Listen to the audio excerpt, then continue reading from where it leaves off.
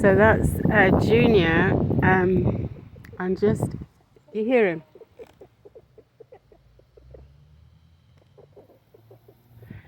That's the noise I'm talking about when they're happy.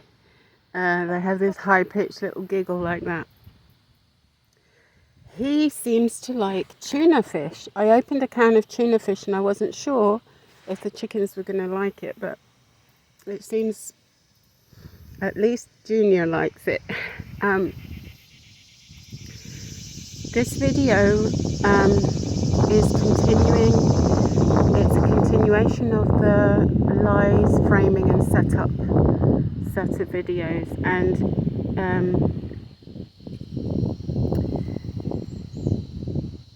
there are a whole set of incidents involving people that are all interlinked, that were gang stalking me and that were all part, and told lies about me and all this.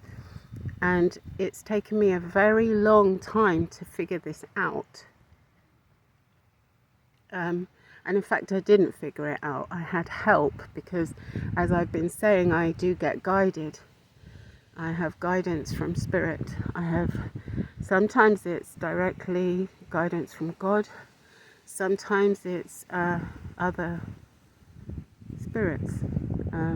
I can talk about that another time. I don't really want to go into it right now, but I've already spoken a bit about it, and I know that I am being watched over. I know that because of what happened when I was in Penzance. How I had this vision of Jesus who's floated down from the ceiling. I know that, and there's much more than that, okay? There's much more than that, and I don't really want to talk about that in this video because it's about something else. But let's just say that I have a lot of support on the other side.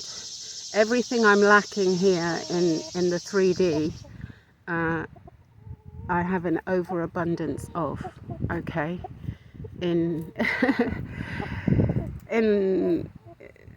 I don't even know the names for these things because I'm not really anyway. I don't know the name. Spirit world, I don't know, but the other side, okay. I don't know what it's called, but although I'm totally ostracized here and hated and lied about, slandered, framed, all the rest of it, on the other side I have a lot of support, and I will talk about that at some point, but it's just that these things are more important right now. So most of what I'm going to talk about revolves around these two women who are Cuban women. They live in Brighton, UK. Now I know them because they're called Sonia and Delia. And I know them, excuse me, you see, every time, excuse me, they really give themselves away. They know, I literally had to stop, by the way, just to cough. They give them, they tell you, basically, when there's things they don't want you to talk about, and that's dumb because I'm going to talk even more about it now. But anyway, so they're called Sonia and Delia, and I know them because Sonia was my hairdresser from a long, long, long time ago, and I speak Spanish, so I would speak to her in Spanish. And then what happened is that she left the hairdresser that she was in, and she went to set up her own hairdresser in Brighton, and I helped her a little bit with that, and now, you know how you tend to confide in hairdressers, right? That's dumb. Don't do that. Okay, don't do that. Especially not if you have any suspicion that you're a TI. But of course I didn't know that then. But to be fair, what the gang stalkers do is that they will literally turn everyone against you when you're a TI. So, they even turn my own children against me, everyone in my family in England and in Argentina, literally. So So I mean, I don't know which way around this was. I don't know if they were gang stalkers to start with, or they were approached by my gang stalkers who have been stalking me for a very, very, very, very, very long time. Okay, I don't know which way round it is. So, but what happened was that I would obviously talk about my soulmate, because it was this torturous situation because he was married, and I was crying all the time and I missed him, and I didn't know that they had already gotten to him, you see, because I didn't even know I was a TI. I didn't know any of that at all. I didn't know it was all deliberate, okay? This was deliberate interference by these evil people in my life in order to destroy everything and to destroy me, really. I do believe that they do this thing called, it's a satanic thing. Now, let me see if I can remember what it's called. Where they destiny swap. That's it. I do believe that they do that, because there are many indications of that, all right? But the thing is that never in my life have I ever, it's not like, I'm a princess and they turn me into a pauper or something like that. It's not like that at all. I haven't had an easy life, not at all. And, it's possible and even probable that that's because of them. Like my husband left when my youngest was 9 months old, and I had to raise my children alone, and they both have special needs, and he wasn't, when he left, he wasn't even giving me the child support money, which was a pathetic amount.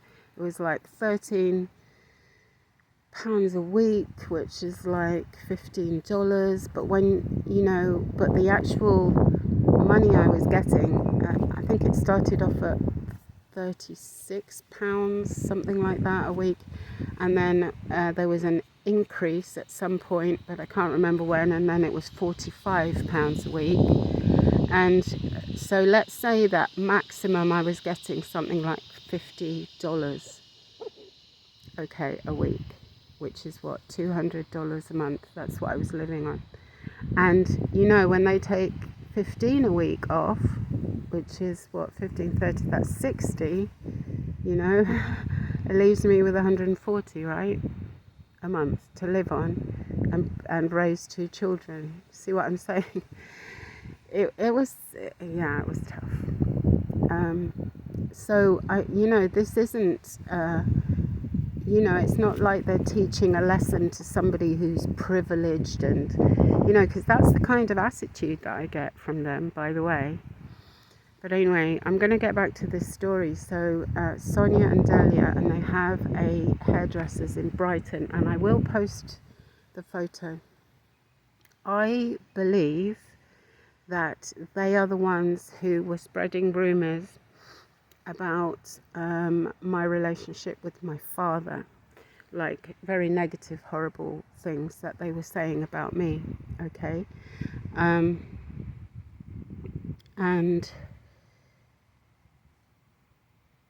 I remember when I think I've spoken about this, that Anna Toledo, who's the lawyer for targeted justice, she literally, when she first arrived in America, and she made a Facebook account, and I had added her, with the intention of welcoming her, because all of us that were part of targeted justice had messages to say, look, she's coming, and we need to make her feel welcome and all the rest of it. And so that's what I had done. But she literally just went for the jugular in the first conversation. I mean, she just went for me and did triggers and all very, very deliberate and targeted, very targeted. And she seemed to know things, like she was asking about the video of Edward Black, which I've spoken about and which is on the playlist. You know, the young man who suicided. And but she also was kind of talking about father. She was talking about her father. But there was an undercurrent, okay? There was an aggressive undercurrent, and there was anger. And then after that, I think I just blocked her after that. But after that, other Spanish-speaking, well, I don't know if they were TIs, but they were certainly pretending to be TIs, would come and talk to me about, you know, looking after the elderly and this kind of thing. And this is also, I remembered that my colleagues, when they started happening, I remembered that my colleagues at work had been mentioning this kind of thing as well, you see, and I had no clue what it was about. But gradually, you know, yeah, this is Prince getting agitated again. Prince, why? Why, baby? Come on. See, that's not a happy sound, but the other one, yeah. No, you're chickens. So, because, you know, it becomes obvious that something has been said by the way I was getting treated, okay?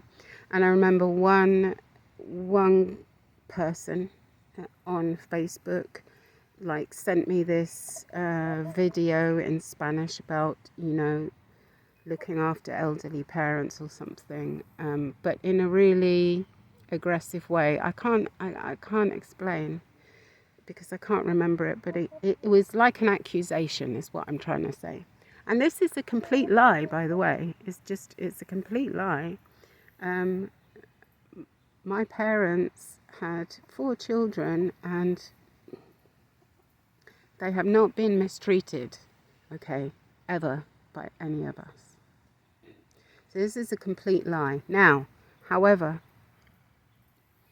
certain things did happen.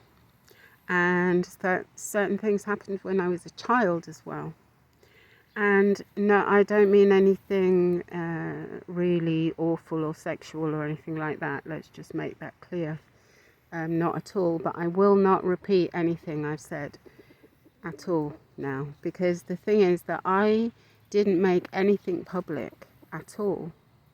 You know, what this is based on is private conversations that I had with my hairdresser. And if she's turned into a gang stalker and then spreading horrible rumours about me, that's on her. But firstly, I want to say that anything I said was the truth. You know, certainly from my perspective, it was the truth. And I'm not going to repeat it at all, any of it. Because it's not relevant, it's private, and it's nothing to do with anybody else. But, you know, I think that in any family, you know, show me a perfect family, you know. Come on, this is ridiculous. As if there's not conflict in families, there always is, you know. And to demonize the person for that is just, it's wrong. And it's slander as well, by the way.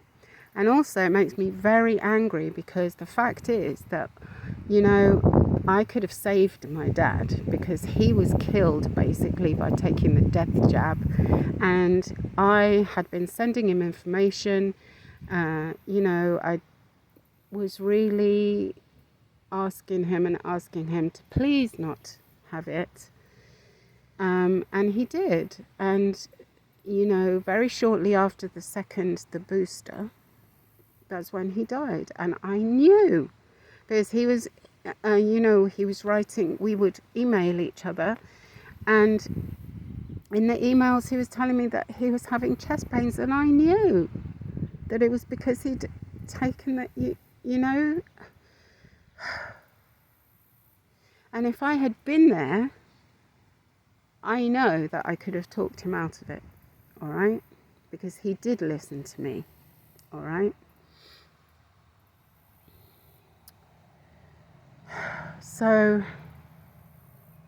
yeah, neither of my parents were mistreated by any of their children, all right? That's not true. That's a lie. And now there was something, the gang stalkers, this all came from the gang stalkers. They were trying to make the case that they were getting people around me to suggest that I should give up work.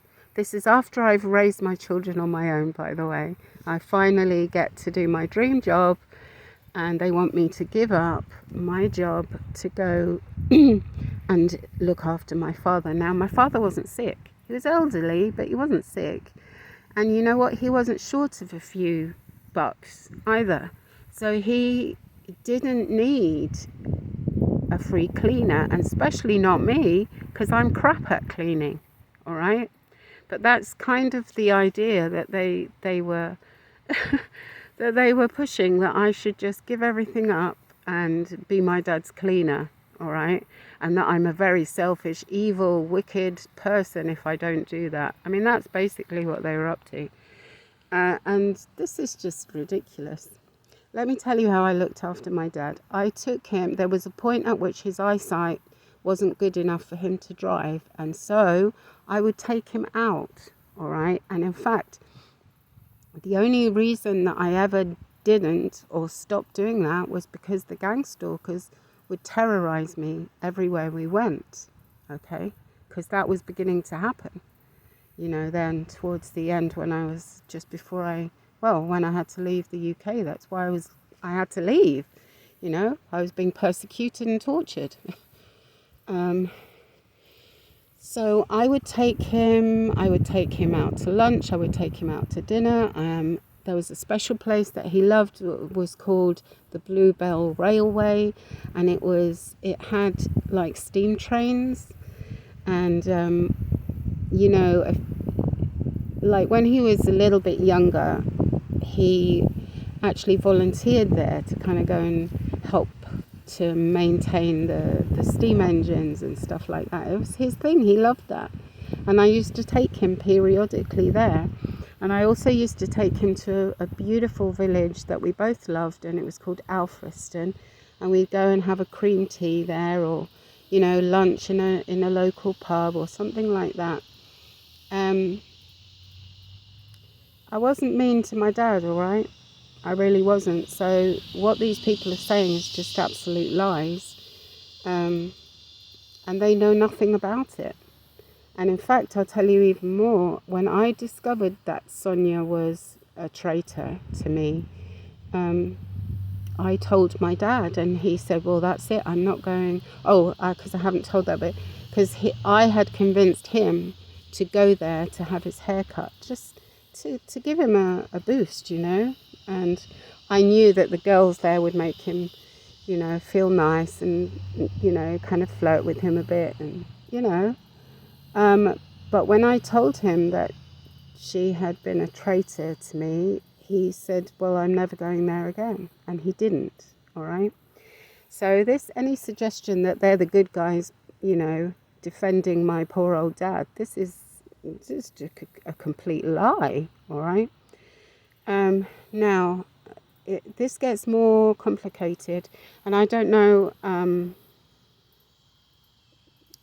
this could be long, all right? So this is going to be probably more than one video.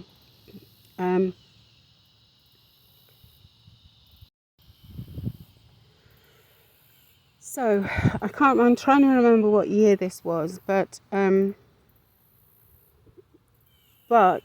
know now that the gang stalkers were heavily in my business. They had infiltrated, you know, everywhere. They had turned my soulmate against me and had turned him into a gang stalker, and there was the sex trafficking thing going on, and he had a group. I actually don't know if this was the traffickers or others, or just his friendship group, or both. I don't know, but certainly he had other men around him, not necessarily from his country, he's Egyptian, but the same, like they were all Muslim men. And by the way, I don't have any prejudice at all. I was married to a Muslim man and his family were wonderful to me. And yeah, he wasn't my soulmate, and it wasn't a match made in heaven, but we did stay friends afterwards. And I've had friends, I've had many friends who've been Muslim. I don't have any prejudice, is what I'm saying. And I always have to be careful of that. When you're a TI, you have to really specify that, because otherwise you'll be accused, However, this guy, that my soulmate is called Yahya Abu Magd Amar. Okay, I've spoken about this before.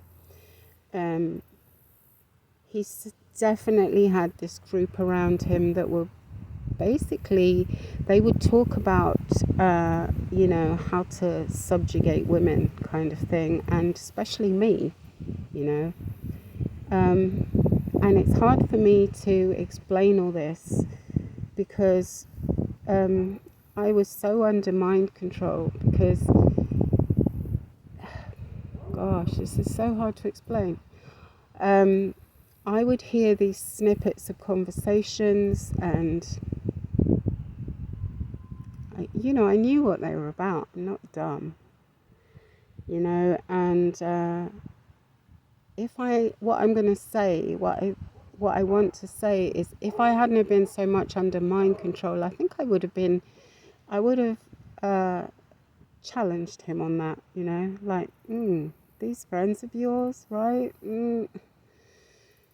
I might have said something.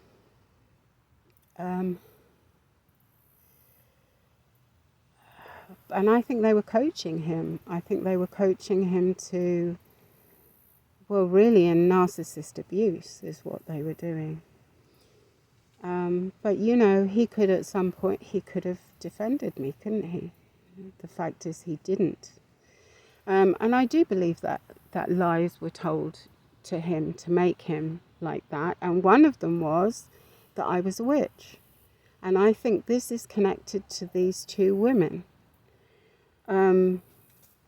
This is complicated, okay?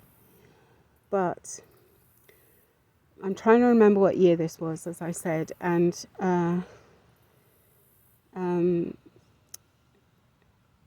they suggested to me that I should go to Cuba to stay with Sonia's family, and that would help me, because I was obviously very depressed, okay? This because they were the ones who would hear me, sobbing my heart out about my soulmate, who is basically treating me badly. That's basically what it was, and lying to me and gaslighting me. And kind of, he would say, oh, that we're going to be together, but he wanted to be a good father to his children, and he wanted them to be a bit older. There was a whole lot of that going on, and if I hadn't been under mind control, I think I would have figured it out. But the thing about mind control, it really does dumb you down. It's as if you're working on like 10% of your mental capacity, right? Or maybe less even sometimes.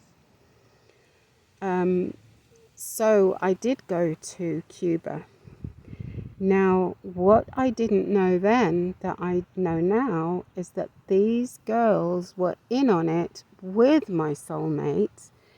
And I've since found out that Cuba, that was, I don't know if it was the very first country, I think it may have been the first of the countries that he actually stalked me to.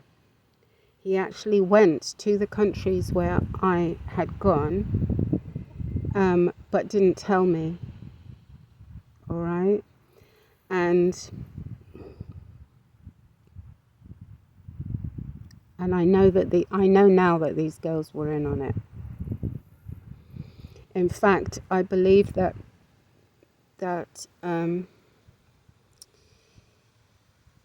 there was a point at which we'd gone to, because they lived out in the country by the sea, basically. Varadero is where they lived. But we went on a road trip, and one of the places we visited was Havana. And I believe that he was there at that time. And I didn't know that at all then. Of course, I didn't. It's only since then, from putting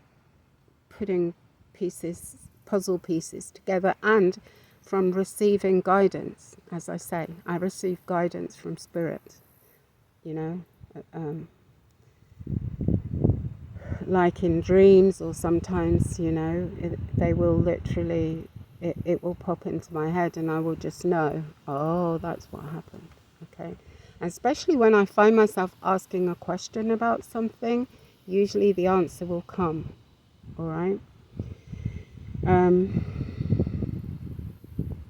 Just like when I asked the question that I've already spoken to in another video, like when I was being attacked by witchcraft and I didn't know what it was, and I immediately, that time I prayed and I said, God, what is this? I was terrified, and I've spoken about this quite a few times now. I got the answer. The answer was that it's witchcraft, and I said, well, who could be doing this to me? And they showed me a picture. A picture was shown to me of a woman. I didn't know who she was. I heard the words, she is Cuban. Well, I didn't hear them, but those words came to me. She is Cuban. And you see, this is all connected. Do you see what I'm saying? There's a lot more to this, and it will have to be in at least one more video because it's complicated. Okay, but what I found out since then, and actually fairly recently, was that Cuba and Spain, Malaga, Spain, and St. Lucia, I can't remember now if there were any others, but I do believe now that he actually did stalk me. America, of course, he came to America, yes, yeah. And I know that one for a fact because his best friend told me that after I came here, he came here. However, actually, maybe Barbados was another one too. But basically what he was doing was, he, not in all the places, but certainly in Malaga, Spain, and in St. Lucia and Barbados, he was basically stalking me and telling people, just spreading horrible rumors about me, And in Spain, he would have had somebody with him who spoke Spanish, and this Cuban woman obviously does, right?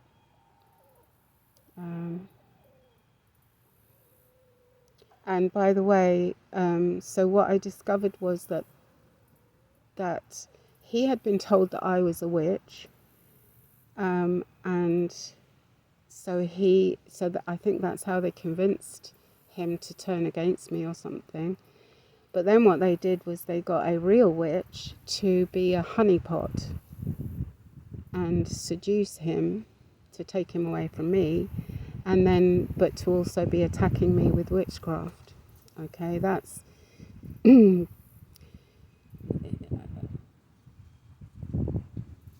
this is it. As I say, it's partly what I figured out, but it's also information that was given to me.